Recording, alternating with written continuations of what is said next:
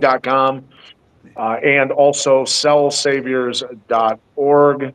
So by all means, visit diamine.com and cellsaviors.org. We'd love for you to be wearing the gear, using the products, increasing your athletic performance and endurance with Cell Saviors. So joining me as always, world class, the eater of worlds, as Jeffrey Wilson always says, the Chauvin one, Joshua Chauvin. How are you? It looks as though you've hired a hairdresser.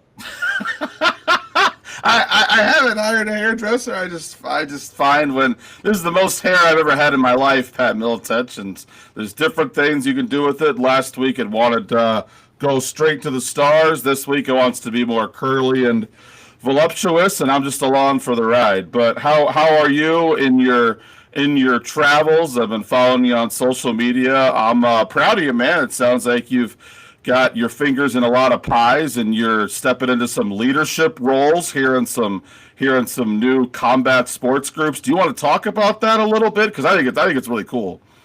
Well, I'm here in the southwest of the country, we'll just say, and I'm co-hosting again. There's three of us here today. My bust, created by Dean Kugler, who is the creator of Diamine, an amazing sculpture artist. Let the audience see it, because I thought you had some guy who was going to kill you behind you. I was like, Pat, look out. Talk about what's going on back there. So he created my bust. We brought it out here with us to the event going on here. Shoot Pro, which is Catch Con, is the event. Catch Can Wrestling. Lessons going on, and a lot of great instructors out here. JJ Holland, for people that know who he is, retired Marine Corps, suffered some pretty traumatic injuries in combat, very skilled wrestling coach, great guy, and has been through a lot in life, and he's helping others. He's doing great work, and I was watching him teach just a little bit earlier. I got to tell you, the guy's got a gift. The guy's got a gift. He's pretty amazing to be around. So, yeah, JJ Holland, Frank Shamrock, and many others here. So very cool for the whole weekend. And then Sunday is the Shoot Pro or Catch Can tournament, grappling tournament. And in catch wrestling, you can win by pin or submission. So it forces people, it speeds up the action, creates a better animal, a better monster, we'll say. A lot of cool things happening here, and thus, technical difficulties why I'm on my phone instead of my laptop with a camera and light and everything else. But nonetheless, the show goes on, right, Josh? And I just have to say, I have to add this. It's like you look like a movie character right now with the hoodie on and the hair. You look like a monk in Europe. It's incredible. Like it looks legit. Yeah, no, that was like a Friar Tuck kind of thing. So before we move on to news, Pat, I want you to grab that bust and show. We're going to recap. Before we do the recap, I want you to pick that head up and show the audience, because it is striking. Can we see? Well, it's pretty heavy. So hold on. Look at that. Yeah, because you couldn't really see it before. You were kind of in front of it. That is wild. That is wild. Look at that jawline. It's a good jawline. Nonetheless, anyway, let's go ahead and recap. Let's talk about last week a little bit. Yeah. And so our main event last week was Aljamain Sterling and Youssef Zalal. It was. And I think I picked Zalal last week, and I think I got it wrong, didn't I? Yeah, I think that might be the first time we've gotten a main event wrong since we started this whole year. Maybe once or twice. I did push pretty strongly for fight goes to decision, which I thought was at a crazy low number of about the same price Zalal was to win, which was like minus 140. Fight goes to decision was like minus 150. So I was pretty confident in that too. That got there, but good for Sterling, man. There's something to be said for these guys who seems to maybe have gotten to the end of their rope and then they pull something out and show what made them champion in the first place. Now, to be fair, we didn't say go bet your house on Zalal. He was more of a lean for both of us, and we liked fight goes to decision. But Sterling showed up. His striking was even fine, and good for Sterling. Looks like he has a little left in the tank. So Yeah, absolutely. And then co-main event, Dumont versus Edwards. I met Jocelyn Edwards this week. I stopped by to see Nate Pettit, who's certainly, a long-standing coach at Extreme Couture. Nate Pettit trained with me when he was in his teenage years in Davenport, Iowa. I used to coach him. And then he, of course, at Boise State was working with Jens Pulver before I met Jens Pulver. And then Nate told him to come to Iowa, and that's how Jens Pulver ended up in my camp back in the day. So it was great. It was great to see Nate Pettit, who coaches Jocelyn Edwards. And so very, very nice lady, very humble. But yeah, we picked Jocelyn to win, and she absolutely went out and performed. she did, and that could very well be future UFC champion Jocelyn Edwards. Shout out to. I feel pretty strongly about that, just having spoken with her and her trajectory and where she's at mentally and a lot of other things. She's cleared up a lot of things for herself. So yeah, a lot of clarity in her life. So I'm happy for obviously her coach Nate and Extreme Couture and as well for Jocelyn. So all right. Anyway, let's move on to news real quick. We'll talk a little bit about a couple more. I'll give us a couple more back scratches. Oh yeah, go ahead. Yeah. We both liked Ryan Spann moving up to heavyweight to beat Buchecha, who was probably the most kind of one-trick pony heavyweight out there. He's one of the best in the world at jiu-jitsu and not much else. So Spann absolutely put him on his ass. We liked Teone Barcelos to beat Montel Jackson. I don't know if you saw that fight, Pat, but Hayoni got absolutely smacked about 10 minutes in by those massive hands of Montel Jackson, and I'm like, well, this fight's over. Hayoni survived and got the life beat. I got about 5 years probably taken off his life, poor guy. But he survived most of the first round and then took him down and then just stayed on top of him the rest of the fight. So good for Hayoni. Tough. You cannot question his toughness. My favorite bet of the card, old man. He's a man. He's 40. Davy Grant. Dangerous Davy Grant at the ripe age of 40 years old. Beat a guy 10 years younger than him. He was that underdog flip to favorite. My most confident pick of the card, Davy Grant. Thank you.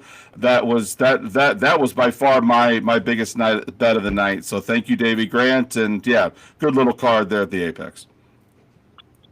Yeah, thank you for completing that a little bit for me, buddy. All right, moving on to news. Some interesting stuff happening this week, and Rousey Carano fight coming up, the MVP card, which I'm actually excited about. I'm excited to watch it, and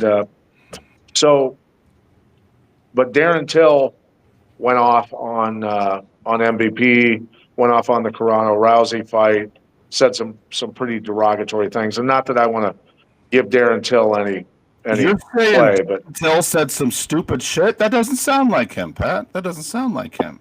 He's so well and thoughtful. Yeah, well, and Till was going off on me in 2020, 2021 on X or whatever, what it was, but telling me that I was a lunatic for warning people about following along with what they were told. This does not, have anything to do with any politics or anything like that. And, I was simply just saying, you might want to do some research before you follow along with what the guidelines are that you're told to do. Anyway, moving on. Then and then he's at a gas station, a Petro shop to get some water before he's going to the gym for practice. And the cop tells him, like, why aren't you wearing a mask? And harassing him. and Till goes off like a teenage girl, I saw high that. pitched Did you screaming. notice how he's like, I don't mean, he's at the gas station. He's like, oh, I'm here at the London gas station. And as soon as he gets pressed, as the kids say, and the cop gets in his face, his voice goes up 18 octaves. Oh, I have to wear a mask. And he becomes Mary Poppins or something. Right. Well, the thing is I sat back and went, listen, bro, I told you what was coming and you didn't listen. Go ahead and keep complying. Anyway, all right, moving on. Good for Darren Till running his mouth again. Proud of him. Mighty proud of him. Anyway. And I'll just say this, Darren. If you think the MVP card is such shite as you called it, go fight. I mean, you're a free agent. You've had one of the deeper falls of graces of MMA fighters I've ever seen. You couldn't stop a takedown from a 10-year-old, but you can still strike pretty good. Go get on that MVP card and make it better, or just go fight anywhere in general. It's hard to take him seriously when he hasn't fought in like 5-6 years and all he does is get on his phone and talk shit. I don't know. I generally don't talk shit about people unless they're shit talkers. So we'll just move on though. Rousey versus Carano. I'm excited about the card overall. Give me a fight. So, all right. Give me a fight other than Rousey Carano that you like on that card. Well, I mean, I'm a fan of Nate Diaz. Always have been. I'm a fan of the Diaz boys, that entire camp. So, awesome for him. And I'm excited to see Ngannou in action. Period. Ngannou's a terrifying, formidable athlete and fighter.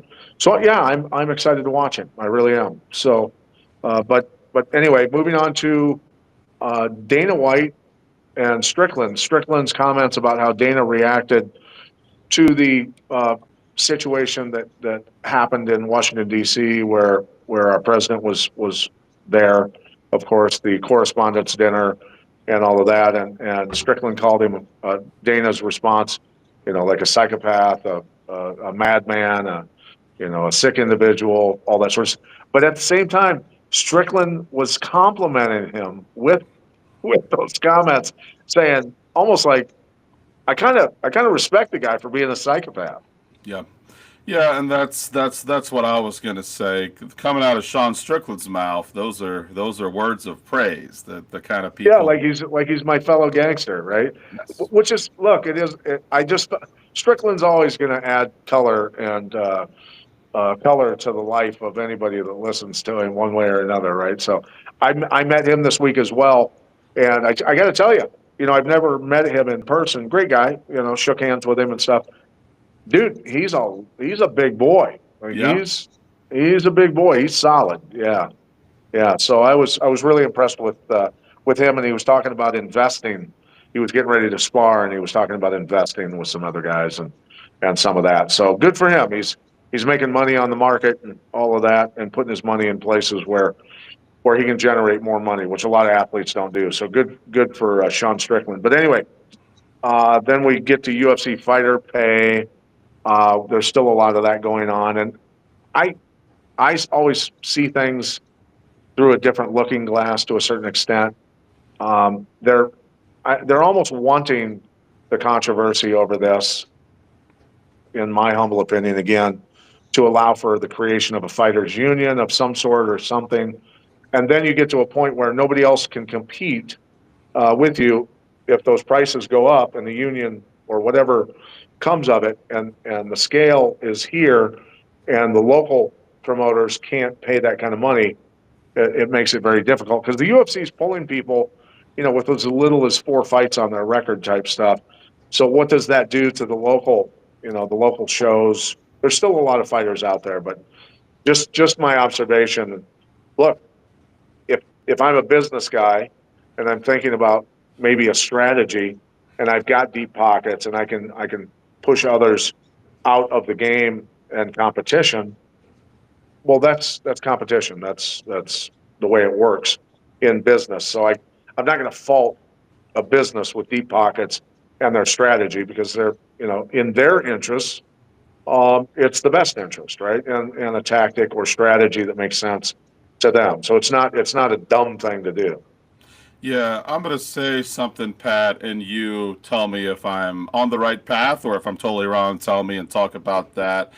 Would you say that with these fighters, it is an unfair pay, unfair wage scale between what the owners are getting and what the fighters are getting? Would you agree with that? And would you agree that whining can only get you so far? And if the fighters actually want to be taken seriously and establish some change, I mean, with the rules that are in place, Dana and company and ownership can kind of continue to really do what they want, especially when there's some kid in Iowa or Wisconsin or whatever who will fight in the UFC for, only 2,000 or 1,500 or 15,000, whatever the very low pay scale is. 15,000 to show up, 15,000 to. I think they come in around 10 and 10. I'm not 100% sure, and I'm not really concerned with that.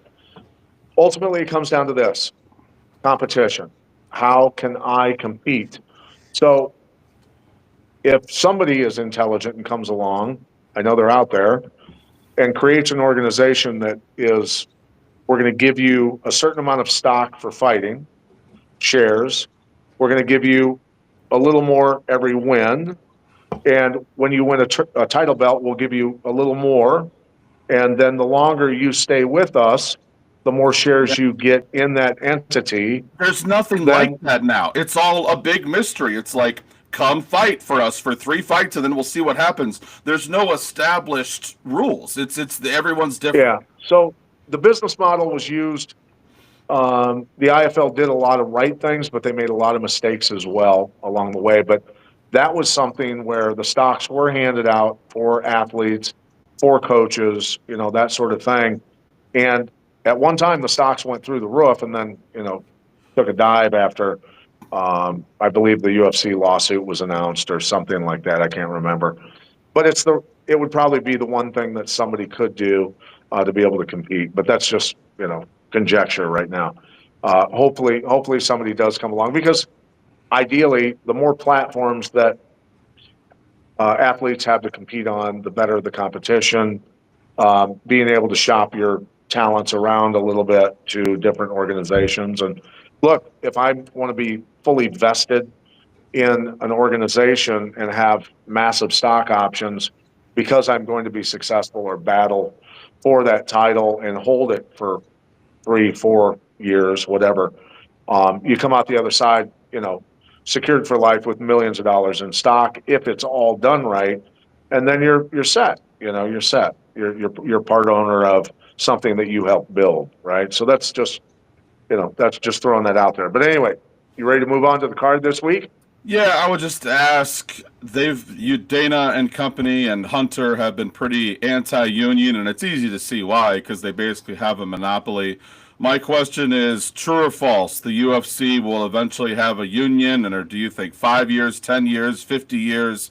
Eventually, they're going to have some kind of union, right? Dana's going to fight it, or Hunter, I guess now, will fight it as long as they can, but eventually you have to have some kind of union, right?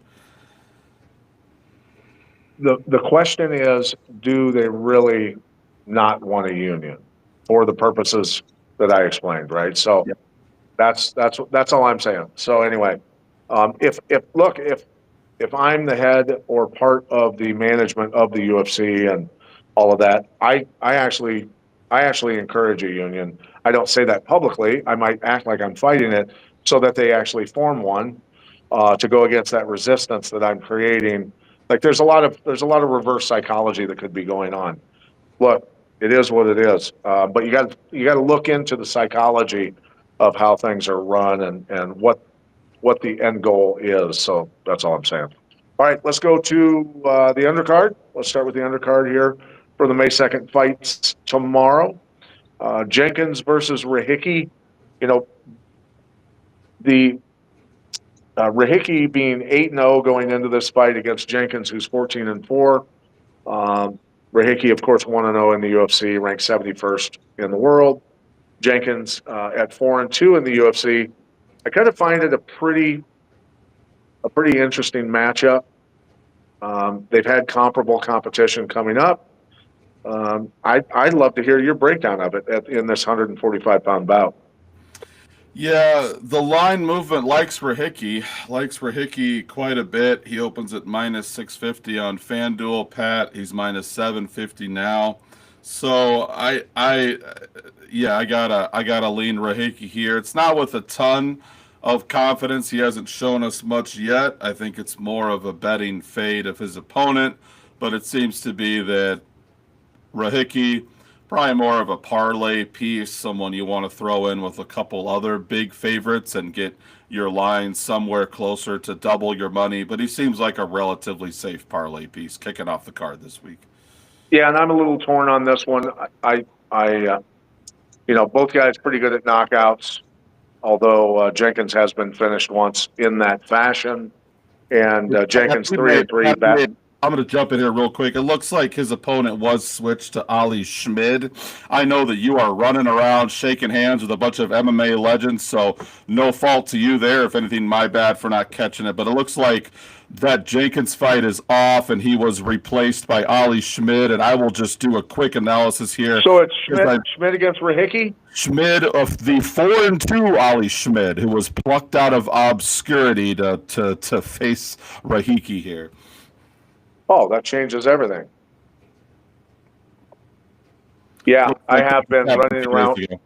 Yeah, I have been running around with my head cut off. So we're looking at Ali versus Rahicki, is what you're saying. Ali versus Rahicki, and as is the case with most short notice replacements who are 4-2 coming into the UFC for the first time, Ali Schmid is a pretty big underdog. Rahicki opened up at minus 650, which was already pretty nice. The sharp better said, nope, he needs to be an even bigger favorite, and they bumped him up about 100 points. He's now minus 750. So it's a lock. I wouldn't say lock because I don't think Rahicki's that good. I think it's more disrespect and maybe, to be honest, fair disrespect to the 4-2 Ali Schmid, who a lot of people think doesn't even belong in the UFC. He was just a convenient last-minute pick, but that is the fight as we have it now. So Ali, I'm not looking him up right now because I've got devices all over. Don't worry about it. So Ali is 4-2 overall, or in the UFC? No, he's 4-2 overall. This is 4-2 overall. That's what I was thinking. Yeah. So now I see why they're questioning why he's in there. Yeah. So you got to go with Rahicki in this.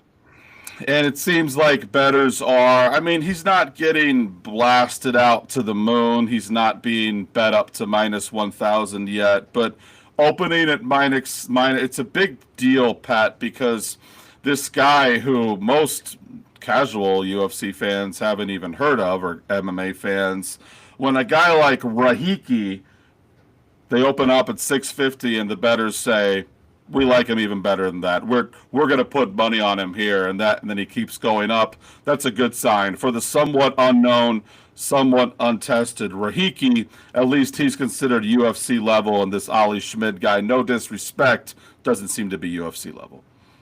Okay, so maybe is there some with when was the replacement? When did it take place? I think I saw it now, and my bad for not mentioning it earlier. It skipped my mind. I believe it was 2 days ago.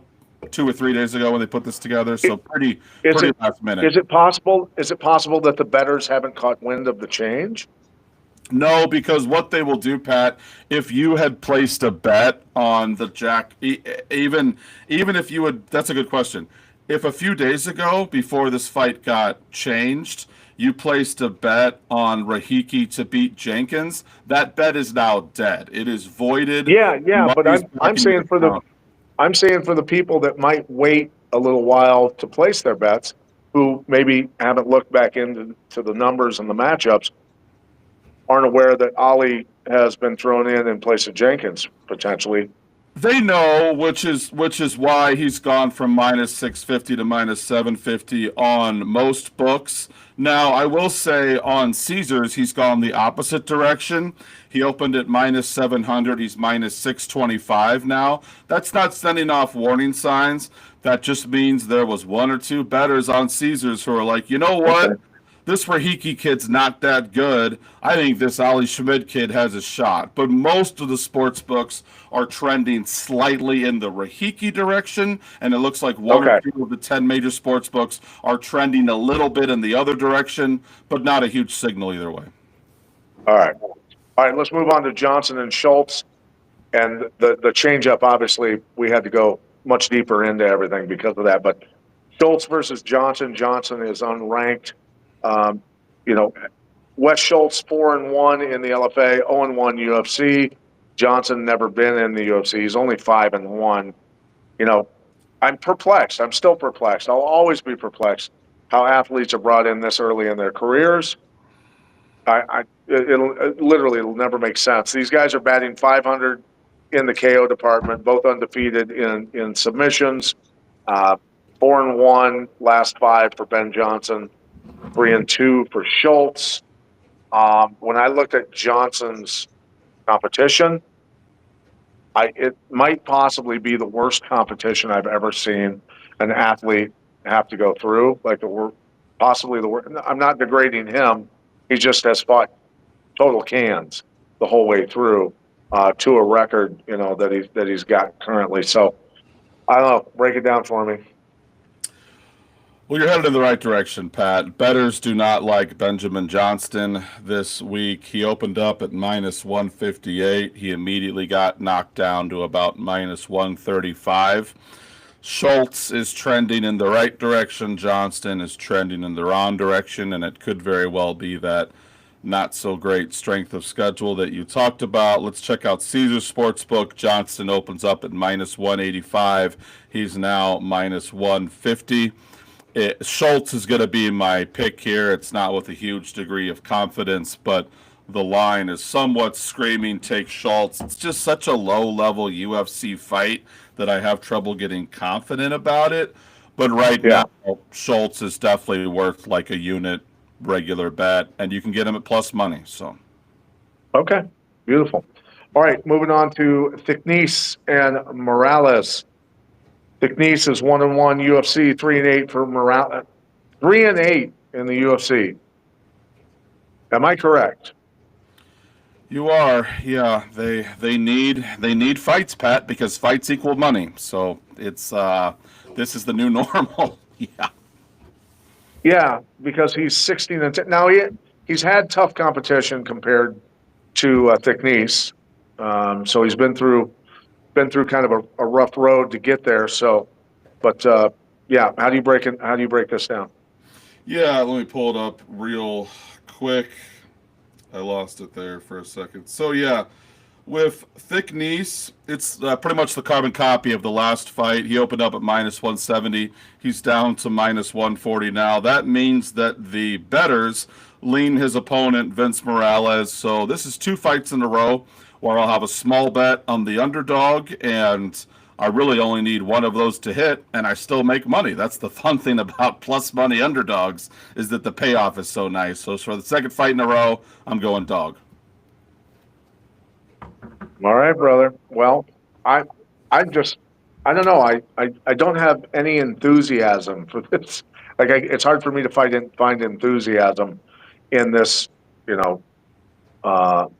lack of passion, we'll call it, for if I was betting money, I don't know, I'm just moving a different direction, but I understand your logic for why you're doing it perfectly. So, all right, moving on to Gaziev and Perisic. So number 23 against number 13 or number 43? I have to read my own writing. And that might be number 43, Gaziev. Sorry. But Brando is 2-0 in the UFC, 6-1 overall. Going up against a guy with more than twice his experience in Gaziev, 14-2. Perisic has got, he's got good knockout power, but so does Gaziev. I don't know what your thoughts are on this fight. These guys are heavyweights, low quality of competition for Brando, much tougher for Gaziev. What say you, Oracle? Yeah, so, and also Lee and Pat, my internet seems to be doing some funny things. If you lose me, just keep the show going, and I will rejoin. Hopefully that doesn't happen, but in case it does, there you go. Yeah, Gaziev, when he came into the UFC, this was the guy they were talking about fighting for a title sooner or later. He does seem to be one of those well-rounded Eastern European guys who can wrestle and packs a punch.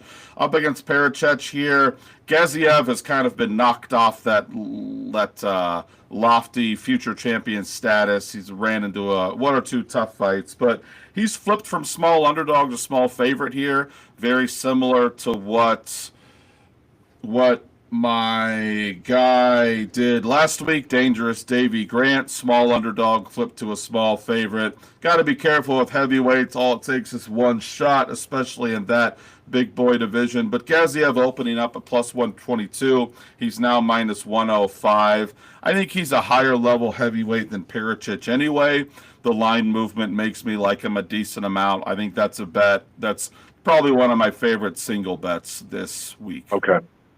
Yeah, I have to agree with you on that one. So we are concurring on that. All right, Mikalev against Garimbo. I just want you to throw out there, break this one down for me. Both of them have fairly equal competition to where they were in their career when they fought, their opponents. Talk to me about that.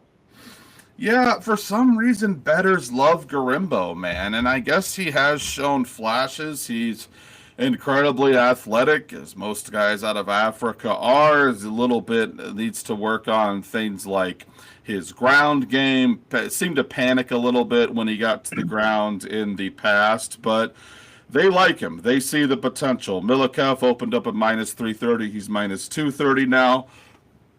I think Garimbo's a dart throw. I think he's a fun dart throw. If you got $10 you want to put on him and say I can triple this $10 or I can triple this $100, I think that's a perfectly fine investment.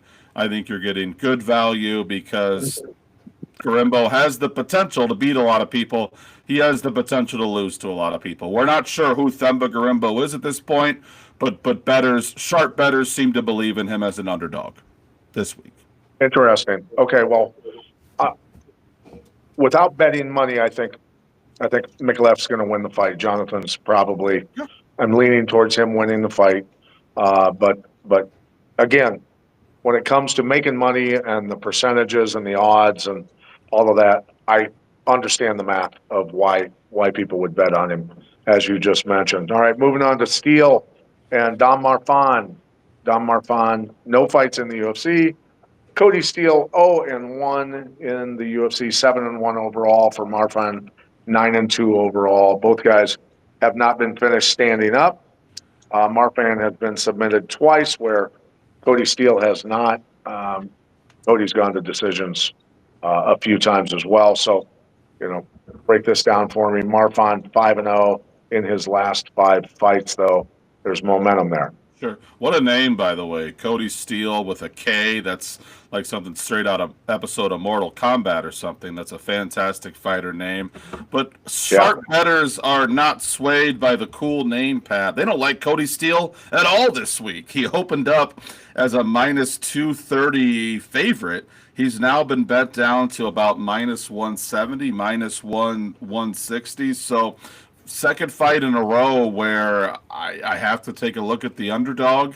And so Dom Marfan would be my lean here. There seems to be a lot of favorites who the price was set too confidently on, and sharp bettors are coming back on a lot of underdogs this week, and Dom Marfan's just going to be one of 4 or 5 underdogs that have a shot, that have a real legit shot. I'm not talking just like, maybe they'll get lucky, where they have a real shot and it's looking more like a 50-50 fight on paper, but you can bet way more betting on the underdog, obviously, than the favorite, even though it looks like a 50-50 fight. So that's what we call value in the sports betting world, and there's a lot of it this week. Yeah, and I see Marfan's momentum. Again, he's fought equal competition, so he's been brought along pretty well. So I do agree with you that Dom Marfan could easily get this upset. So, and it's it wouldn't be shocking at all. So yeah, I agree with you. All right, Cam Ralston against Brysek. Number 48 versus number 33, 2-0 for Ralston in the UFC, 1-1 for Brysick. Brysick, look, 18-6 is a respectable overall record. It really is, and as well for Cam Ralston, a guy that's 14-3.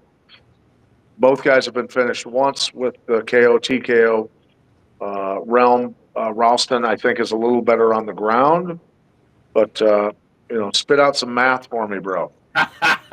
This is starting to piss me off, Pat. I'm used to betting one or two underdogs a card. I'm looking at betting every single damn underdog on this card at this point. Same thing happened with Ralston. I feel like a broken record over here. He opens up at minus 260 on Caesars Sportsbook. Sharp bettors say, what?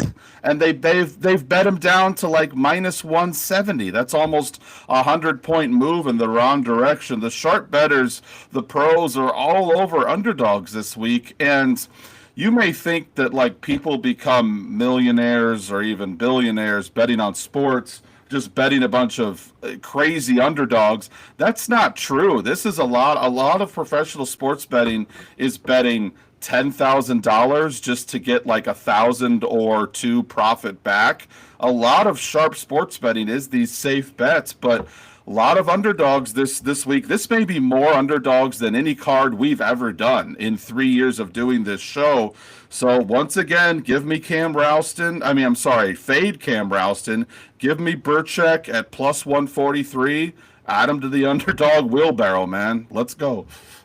I like where you're going. I agree. All right, Junior Tafa against Kevin Christian. I've always liked Tafa. I really have. Not a great record in the UFC, 2-5 against Kevin Christian, who's 0-1. I'm digging into this a little bit. Tafa's had a really tough road, 1-4 his last 5 fights. Christian, obviously, the exact mirror opposite at 4-1 his last 5. Level competition for them both. Tafa's had tougher competition because he's been in the UFC longer. Throw it out for me. Well, finally, we have a favorite I can get behind a little bit here in Tafa. Tafa opened up at minus 180. He's about minus 220 now on Bet River Sportsbook. That lines up with I like. Tafa seems to get the job done when he's noticeably better than his opponent. He tends to struggle with high-level guys and also wrestlers. Christensen doesn't really bring either of those to the table in a major way. I think Tafa rolls here. Tafa's on this card for one reason. It's get the Australian fans out of their seat. Home pride, home country. I think he gets it done. I think he gets it done by finish. And like I said, finally a favorite that I can get kind of confident with here. So, yeah. All right. I like it. I'd like to see Tafa win. I'd like to see him get a win. All right, moving on to Malkoun versus Mearshart. Gerald Mearshart, a ton of fights, and a ton of fights in the UFC as well. Batting right around 500, just below 500. Malkoun 5-3 in the UFC. Malkoun's competition hasn't been stellar. Mearshart has had to walk murderer's row, as is indicated by his record somewhat as well. Break it down. Super level of experience for Mearshart. Still going at it against Malkoun, who's only 9-3. Yeah,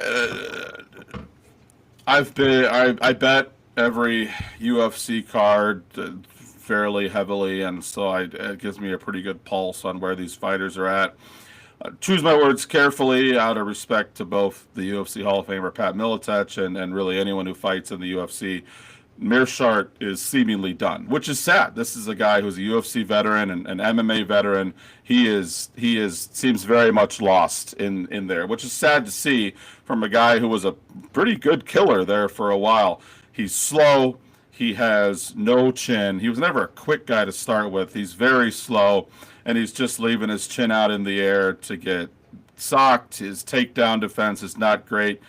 Malkoon is more of a wrestler, and I think he carves up Mearshart here. I'll probably be betting Malkoon to finish him off in the first round. Certainly minus 1,600, minus 1,400 is certainly worth throwing in your parlays. That's about as safe as it gets. I'll also throw out what I almost always say here. Pretty much every time that a UFC male favorite is minus 1,000 or higher, gets into that lofty 4-digit category, you may think, why would I bet a minus 1,200 favorite? Well, because they win literally all the time, with only about 98% of the time over the past 10 years. If you get to the minus 1,000 or higher 4-digit territory, you will win, and it's like investing in Apple or Coca-Cola. You will see a return on your investment. And so, yeah, love Malkoon as a straight bet here. That's about as free money gets. And if you want to make a little bit more, I don't mind taking him to win in the first round. I think it gets it done fairly quickly, makes it look fairly easily, and Mearshart probably retires or gets cut from the UFC after this fight. Interesting. Okay, well, I understand all the logic behind it, and I do lean, of course, towards Malkoon. I've always liked Gerald Mearshart. I'd like to see him do well and go out, with a win. Not so you lose money, of course, but I have to lean towards Malkoon. So anyway, all right, moving on to Tim Elliott and Steve Erceg. Elliott batting below 500 in the UFC, and Erceg is 4-3, just barely above 500. What's your thoughts on these two characters? Well, I'm curious to see what you think, Pat, if you agree with the professional bettors or not, because Tim Elliott is the precious baby of professional sports bettors this week. He is the chosen one this week. He is the golden child this week. Every pro sports bettor and their mother and their grandmother is betting on Tim Elliott. Erceg has gone from minus 400 to minus 190. Tim Elliott has gone from plus 300 to plus 150. Why is that? Well, was Erceg really ever that good? He was definitely rushed into a title shot. He performed very well in that title shot, gave Pantoja a very close fight. Then the wheels seemed to fall off a bit. Looked pretty lifeless against Brandon Moreno. And then in his last fight, he did win, but got smoked in the first round. His opponent really gassed out more than anything, and he was like a minus 500 favorite in this fight against Ode Osborne. I had a big bet on him, and I walked away just thankful and happy that Erceg somehow won the fight, but saying to myself, it's going to be a while before I bet on Steve Erceg again. Tim Elliott is the definition of a 500 fighter. He's the definition of a gatekeeper.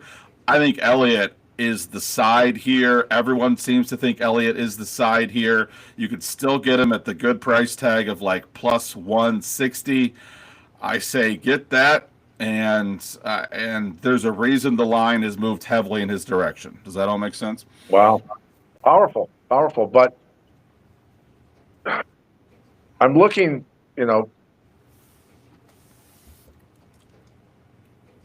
I understand, again, this is where I'm conflicted in my mind with the mathematical stuff, that the reasons that you would bet, right? Be so the other side of it. Erceg wins. Yeah. Give me the other side for Erceg here, yeah. I think Erceg's going to win the fight. I lean towards him. Not a massive amount, but I think he pulls it out.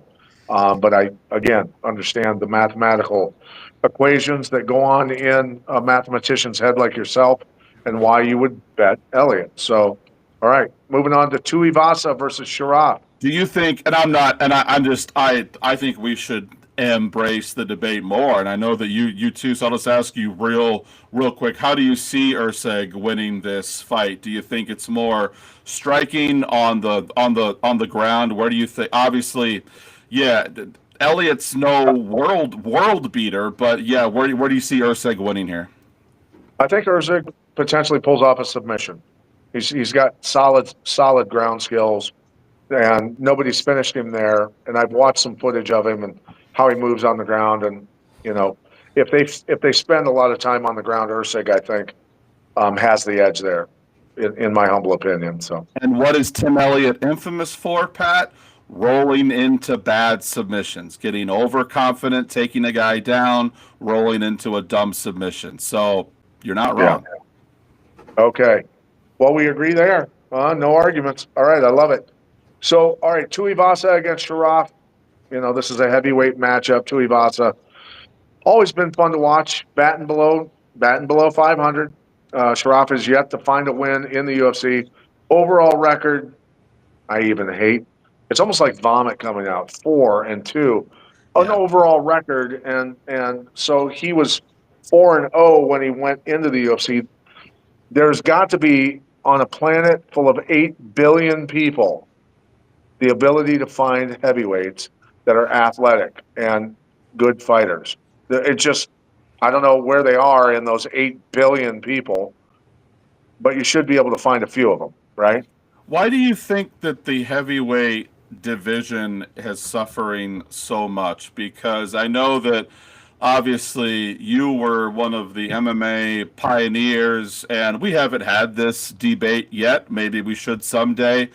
But if you were to talk to me and you were going to say, back in my day, the 155 division, Islam Makhachev, Charles Oliveira, 155 was way stronger back in my day. I may debate you a bit. I honestly think that heavyweight 20, 30 years ago was way stronger than it is now. How is that possible? Where have all the heavyweights gone? This is crazy. Well, I think a Tim Sylvia comes into the heavyweight division and wrecks a lot of people. Ben Rothwell wrecks a lot of people. That they're championship level fighters still to this day in the heavyweight division. You think of Cain Velasquez, you think of Mirko Filipovic, you think of Fedor Emelianenko. You go through all these names, dude. These guys are coming in and would come in and wreck shop on a lot of these guys. So I yeah, I don't know. The athleticism, big guys were very athletic in when I was in my prime, certainly, and so that I there's still some athletic guys. I'm not slighting the whole heavyweight division. I'm just saying overall the heavyweight division, like in Pride and UFC back in the day, where you talk about some terrifying big guys. They were scary. So, but anyway, uh, Sharaf's opponents as well haven't been anything near Tuivasa's, like not even close. Yeah, so this fight is set up for one reason and one reason only. Tuivasa gets a big win in front of the insane, Australian, yeah, bloodthirsty Australian crowd. And Tuivasa gets to keep his job in the UFC. This guy's lost 6 in a row. He is a prize fighter. He won't ever be champion, but he puts butts in the seats and he gets butts out of the seats and clapping and cheering and screaming all kinds of things. So Tuivasa is one of my most confident picks. This is literally set up for the aging, slowing down Tuivasa to win. He probably knocks him out in the first rounds and gets to fight a few more fights in the UFC. That's pretty much that. Yeah, I agree. I agree. Okay, Beneil Dariush against Salkild, number 24 versus number 19 in the world. Salkild 4-0 in the UFC. Dariush at 17-7. I mean, he's always been tough. He's always been a competitor. In my opinion, he's had, with a 17-7 record in the UFC, and the quality of competition has been high. He's gone up against some very, very tough opponents. What are the odds on this one? Who's favored? I have an idea. I haven't really even looked. I want to hear from you and see if my guess is correct. Yeah, and I'm going to soar through this because for some reason my battery seems to be having issues, so hopefully I do not lose you. Yeah, the issue is how good is Salkild, because we know how good Dariush is. Salkild is climbing up the mountain. His trajectory is doing this, Pat Miletich. Dariush's trajectory is more doing this. He's slowing down, getting a little bit older. What if you get Salkild out of the first round? What happens then? Because all he really does in these first 3 or 4 UFC fights is destroy his opponent in the first round. We're going to find out how good Salkild is. It's interesting to me for the sports bettors. Salkild's line was opened up at -500. I mean, I get it. All he does is run through every opponent that he's faced, and Dariush has struggled mightily in his last few fights. Dariush is also fighting killers. He's fighting Arman Sarukian. He's fighting Charles Oliveira. So, yeah, he's losing to very elite guys. We're going to find out how good Salkeld is. Give me Quinn and Salkeld, but it's not a lock because the old guy Dariush may have a couple tricks left in his pocket here. Yeah, I agree with you on that. And so I lean towards Salkeld on this one. It's not massive, but yeah, he's been on a run, 11-1 in his last, he's done pretty well. So anyway, all right, moving on to the main event. Carlos or Jack Della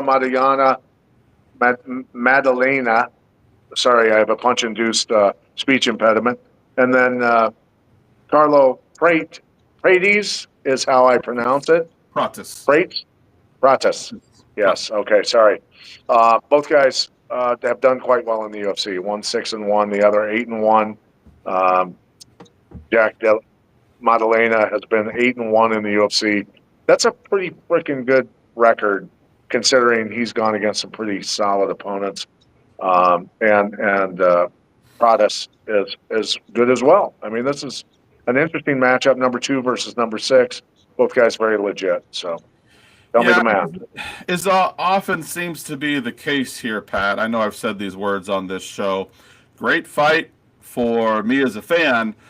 It's a frustrating fight for me as a sports bettor. I think it'll be close. I think it'll be an amazing fight. These are two gunslingers. I'm going to disagree with the line movement. The line movement likes Carlos Prates a little bit. He opened up as a tiny underdog at plus 100. He's now the tiny favorite at minus 120. So I'm going straight off line movement, Prates, but I don't see it. You have someone who's one of the most technical strikers in that division in Jack Della Maddalena against a guy who has incredible power, God-given ability.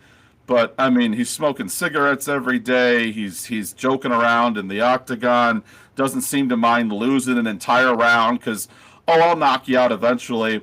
He's a fun story, but eventually that's going to catch up to you. So when I can get a guy who's notoriously undisciplined in Carlos Prates against one of the most disciplined guys in the division, and anytime that Jack Della has struggled, Pat, it's been against a diehard wrestler like Makhachev or Gilbert Burns. Prates doesn't bring that threat. He's knockout or bust.